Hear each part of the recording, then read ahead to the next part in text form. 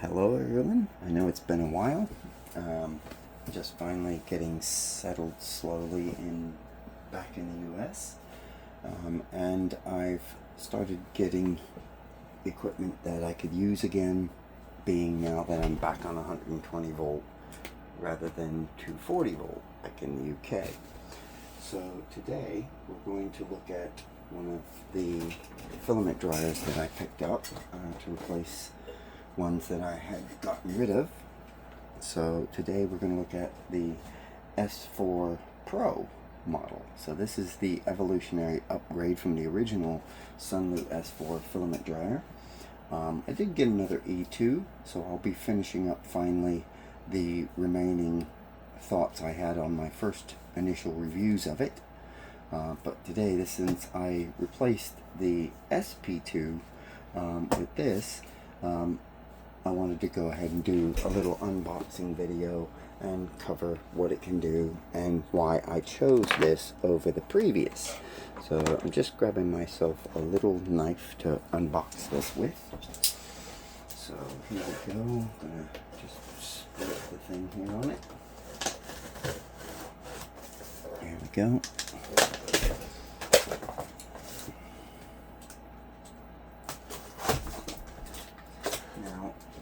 This on Amazon. This one I bought out of my own pocket. I had some taxes I was able to claim back because I had not completed a full tax year, so there was a little bonus there. That's how I was able to get these.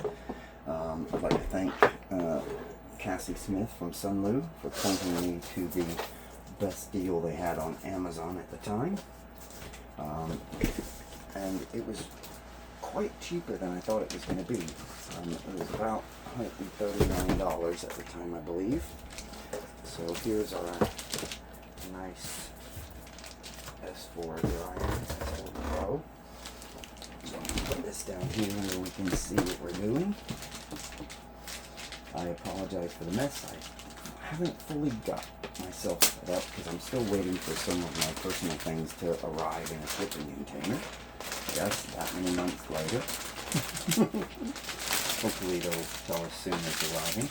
So, comparing this to the original S4, we can see it's pretty much the same on the back. We've got a two-prong plug, obviously with a power switch. On the top we have our lid latches and places for the PTFE tubes to go to your printer, yeah. It also has the ones on the side, yeah. And we have the all familiar front see-through like casing that lets us see the beautifulness that's inside. That is a bit noisy. Apologies. So we have our typical controls here, as you can see. So when you first get it, you just take it out of that. There's some packing inside here, which appears the lovely heat of Florida has made the tape let go of some of it. So we have our user guide in that regard. We have several pieces of PTFE, and they look to be quite long, so we got two pieces here. Let's reach in here. We got a power cord, and you think, oh, where's the rest of it? Yeah. Now this is the neat part. I don't know if you can see this. I'm going to get a light so that you can see what I'm seeing. As you can see, that's only lighting up one side. Yeah. That's because this version doesn't have one big chamber holding 4 filaments. You have 2 independent chambers that you can work with. So you could be literally drying this side while printing from this side, or vice versa. And if we look inside, you can see they have a place like before for desiccant beads to go in that you can fill. And I'm really pleased to see that the holes are smaller this time. This means you can probably pour your larger 2 to 3 millimeter beads of rechargeable desiccant right into there, yeah, and then close it up. Or if you want to get pre-made silica gel packs and put them in there. That'll help with keeping your filament dry. Then let's see what surprise we have, if any, on this side. Okay, so this side is completely empty. They were able to keep everything, you know, in the one side that you had in there. And as you can see, one side, the light does not penetrate. Yeah. So we truly have two individual panel, you know, containment portions. Now we have some little rollers and such to be set up. So I'm going to just do that real quickly. So we have a total of 2 on each side. Let me get my knife again. There we go. And it's a pretty simple way of setup that they use for the rollers in these. It's just a couple of little bearings. They look to be about, I would call that probably a 4mm ZZ bearing. And just like that. And as you saw when I showed the internal, there's a little spot for them to drop in. You just give them a press and you heard the little pop. That locks them in place. So I'm going to do that now for both sides. This way it's all together. And then probably tomorrow or on my days off, I will try and get us some review showing it working. It's just with my new job, there's a lot less personal time as I would have liked to do things, so I've been trying to get through what I can. You may have seen I've already done a couple of little print videos with Bumblebee because he managed to survive the checked luggage handling that happens with most airlines. I think anybody who's been out there flying anywhere knows exactly what I'm talking about. I would recommend anybody trying to do what I did, putting a Voron 0.2 in checked luggage. You probably want to disassemble the top hat, if anything, and make sure you have plenty of padding inside of the chamber so that it holds everything together. The frame itself is pretty rock solid. There was no problems. I just had to have it print some replacement hinges for the top hat and for the front door panel, and that is the only damage it took. So that says a lot for that little printer. So we've got the first 2 rollers in, and on each side for each spool there's 2 rollers. Oh, there's me dropping stuff. You could actually use this as a 2 spool for your larger 3 kilogram spools because they're a bit wider, you know, and there's definitely enough room in there for 2 1 kilogram spools, or drop in a couple of 3 kilogram and work that way for 2 color with the larger quantity. Or if you have an automatic MMU that will do continuous print, you use all 1 color and just go from one spool to the next. You hook up all 4 filaments in that regard. There's this. I do have a power cord down here, so I am going to power it up so I can give some quick showings of the display. There we are, almost done with the rollers. There's the last roller.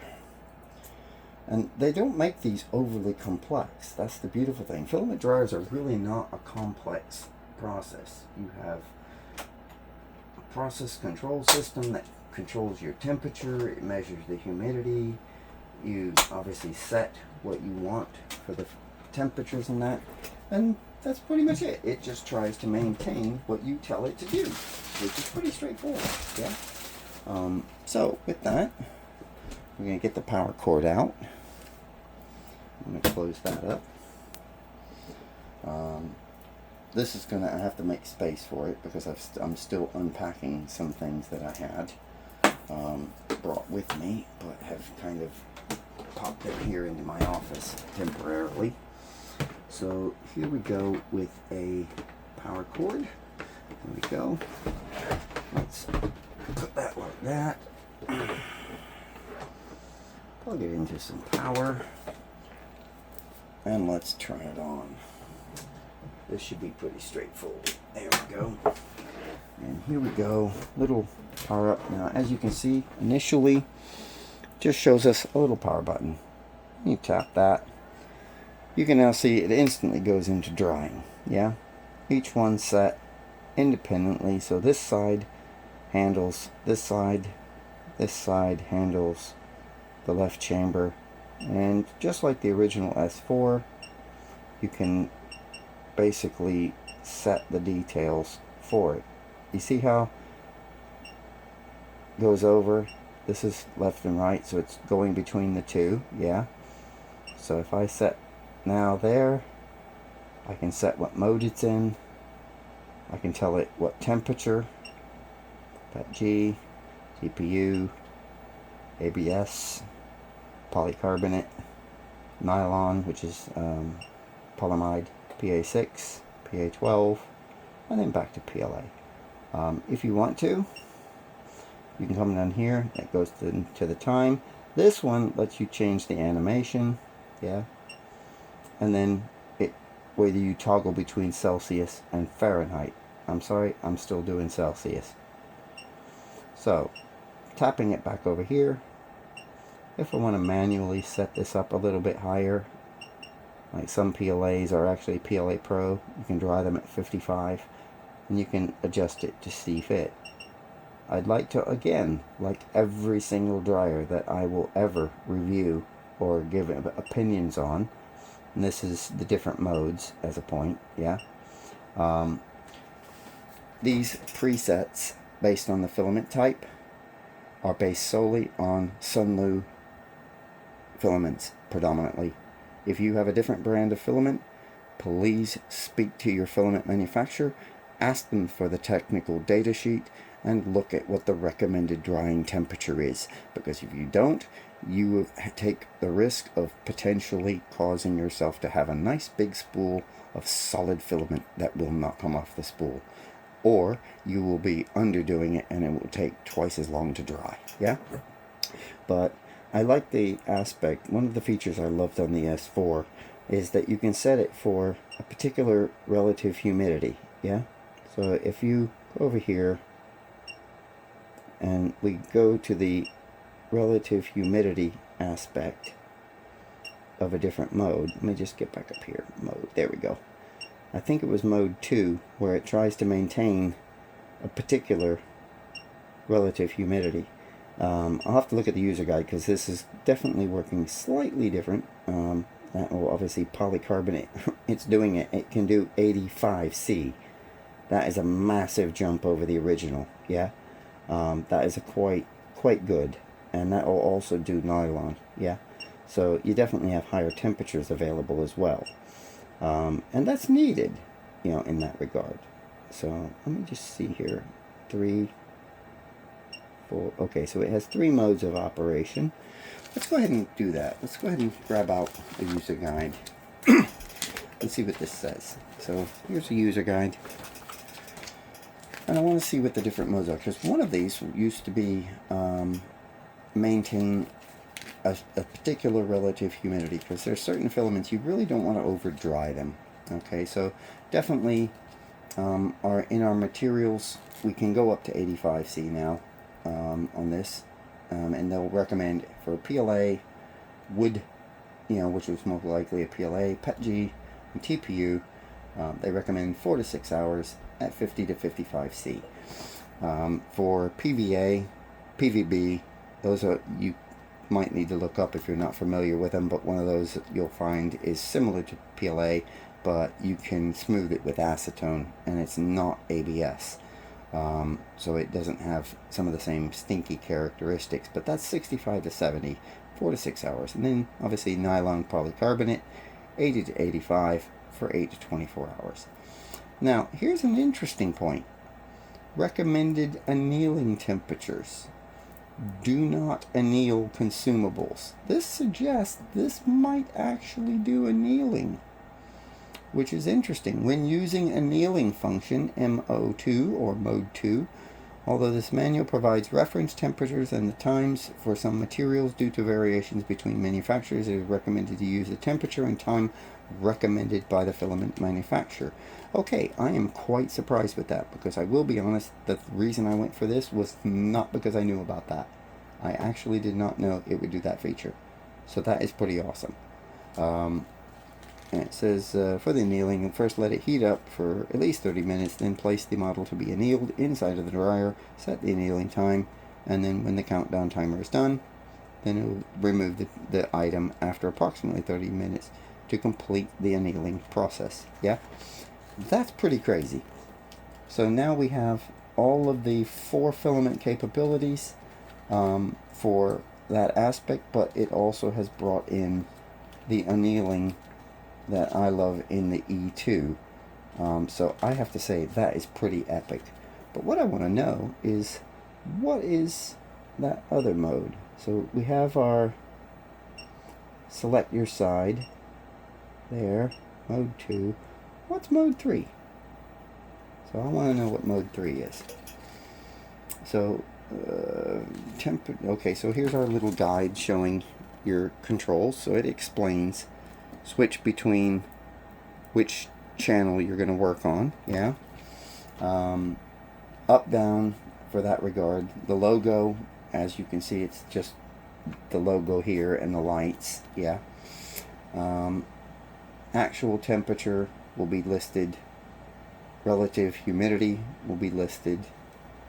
Working mode. What is working mode 3? So time, I'm still not finding it yet. And it has decided that that part of the manual, it's now in German. So let me go back to the beginnings of this. Because, yeah, I'm playing, let's skip past this. And to answer anybody's question, what is the temperature range? It will do between 45 and 85 C. So that's pretty awesome. Some filaments can anneal in that range. I probably, if I was doing something like ABS or polycarbonate and trying to anneal it, it would go into the E2, because that can go up to 110 C, which you really need that higher temperature to do. Or if you're doing PET1 with carbon fiber, as an example, that's another material I've come to love recently, then yeah, that would be that aspect. But I am not seeing what MO3 is, mode 3. So I'll have to ask them on that. I really actually will. So that's quite surprising. But mode 1 is your typical drying. Mode 2 is apparently for annealing. So it will probably limit the amount of time that it can do. And as you can see, it's showing that this side is set for PLA, and it's sitting there around the 50. Yeah. This side, I've got it set for polycarbonate, so it's 70 C, and it's slowly raising the temperature in that regard. I think it stopped because I went to mode 3, and I have a feeling that one is where the relative humidity is. So let's see. Oops, let me just do that. Mode 3, mode 2, mode 1. I'm really not sure what that noise was, but it was something dropping over there. Let's go back over here. Yeah, it's slowly raising that up, so it's going to work based on that. And it's drying for 8 hours.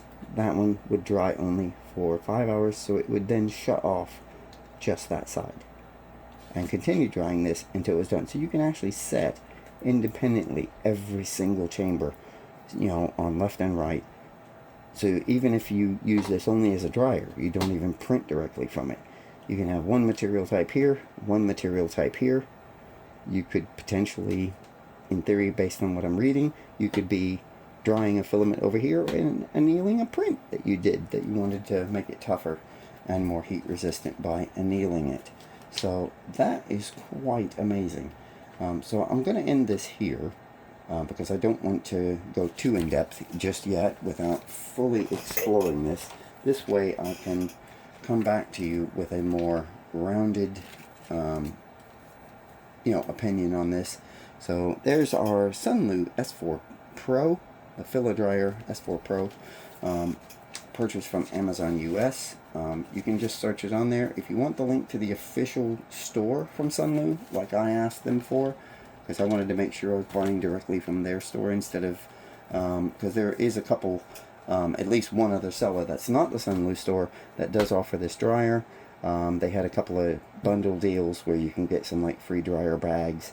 I believe Sunlu also offer an option to get this dryer with a material bundle where you could get some nylon or ABS or other items bundled as part of the overall purchase if you wanted. So that's entirely up to you if you want to see what they can come up with, or just reach out to Cassie Smith. She's great for getting you right to where you need to be to get the one you want. And I actually reached out to them and said, look, I want to replace this. I just noticed that you made this. I want to buy one of these. Where can I get this? And they brought me right to the official store within Amazon so I could have it as quickly as possible. And here it is. I'm really impressed with that. The fact I did not expect the annealing. Anyway, that's my first initial. If you have any questions, drop them in the comments. And if you want to hear about anything for the next portions of this when I do the update for this, I'm not going to tell you have to subscribe to my channel. If you want to, that will help you with getting the notifications, or just check back maybe once a week, because as soon as I update the next part 2 of this, you'll see it come up. Anyway, thank you for watching and have a great day.